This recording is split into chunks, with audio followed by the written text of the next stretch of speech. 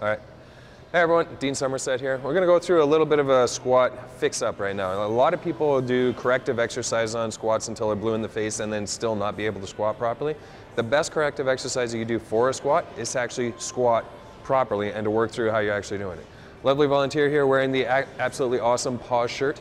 We're going to go through a little bit of a squat correction on her to see if we can get her to squat into a deeper pattern, stretch her hips out, and actually make her go into a vertical shin position. So show everyone what your squat looks like right now. Perfect, do it again. So go slow so everyone can see what's happening. So she's getting some really good depth on it. One more time. Okay, now turn this way so that everyone can see what's going on this way. And she's able to do a pretty decent job at keeping her shins vertical. Keep going, you're not done. Okay, just go slow as you go through it.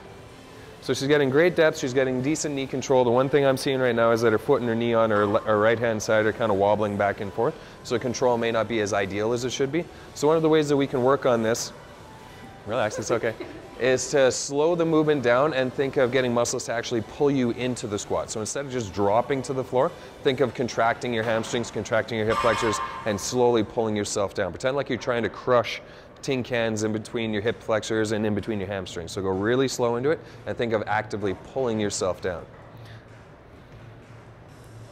Good, so that cleaned up the movement a little bit. Now we're going to work on a couple other things. Keep doing that same thing, but what I want you to do is when you get down to the bottom, I want you to think of taking your knees and torquing them out just a little bit right there. Now go for it. Okay, so that's a little bit more of a stable position. Do it again. Pause at the bottom. Good. Now tighten the abs up. Good. While you're there, I want you to grip the floor with your feet as hard as you can, and then try to drive your knees out. Really flex your glutes hard, and then pop up from there. Good. Back down into it, nice, slow and controlled, and then drive up out of it. Good. Do that one more time. Good. So you can see from the first time that she did it where she wasn't getting cueing or correcting to this time, she looked like she was way more solid getting into the pocket and getting out of the pocket. And then she also had a lot more stability in her feet. Her feet weren't rolling around, her knee wasn't diving in or out, and she wasn't bouncing off the bottom end. So let's get a bar on your back. Let's see what happens when we load you up.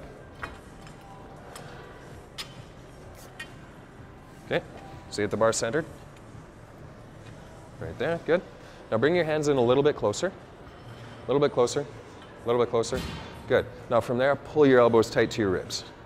Tight to your ribs. Your ribs are right here. There it is. That's good. Okay. So go slow with your squat. I want you to take 5 seconds on the way down and 5 seconds on the way up. Nothing quick. Good. Now remember what we were working on with your hip position. When you get down to the bottom, pause there. Drive your knees out. And then drive up by squeezing your glutes. Okay. So pull into the movement and press back up. Good. So you see that sticking point that you get at the bottom? Flex this, make sure this is solid. Okay, tight core, pause. Now drive up slowly and stably. Perfect, there you go, one more time. Good, back up. Good, not bad, let's take that bar off. Very good work. Now she's a little bit of an anomaly because she can drop right into it, no problem anyway. We just had to clean up the movement. It wasn't like it was a restricted movement, we just had to make it look prettier. So that was a really good correction that you can use. When you're getting down to that bottom position, think pull into it where you have active control over the muscles getting you down there.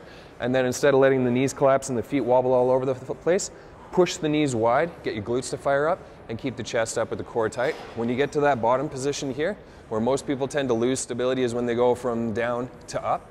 If you're actively contracting and pulling muscles in, it's almost like you're stretching a slingshot out, getting ready to create some energy, and you just push out as the same way that you came in. So that's all for today. Thanks for watching.